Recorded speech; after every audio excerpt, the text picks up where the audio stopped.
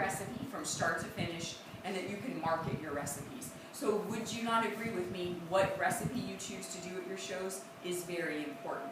What we're looking for in a good show recipe is not how many, how great will the food taste. Yes, we want it to be good, but what's really important is it's short. We want our demos to be 35, 40 minutes max. You mentioned having been to long, boring shows before. Our goal is to not be that consultant. So when you pick a good recipe, and I do recommend one recipe, everyone, one recipe. If you want to throw in a dessert on the side, you'll see tonight we're going to throw in a Pizookie. That's kind of allowed because there's no prep and there's no nothing to it. But truthfully, if you can bang out one good recipe, then what you're going to do is get really good at that one good recipe and do it for your first 6 shows.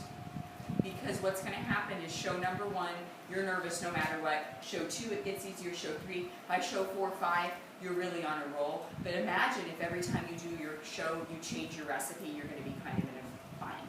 So I've chosen tonight a recipe from our Season's Best Cookbook. You can see if you have the handout. It's called the Big Enchilada Recipe. It is in the Season's Best Cookbook. And so what you're going to want to do, I'll have one of these up here. What you're going to want to do is write all over this. This is your cheat sheet. When you leave tonight, you want to have an outline for your first show. And what kind of things do you think you're going to want to put on here? What I'm going to show you tonight is that you're going to want to have food tips. You want to make your show rich in material. So when we get to a food ingredient, you may circle that ingredient and write a tip about it that we're all going to share. The other thing you're going to do is a technique we call cross-selling.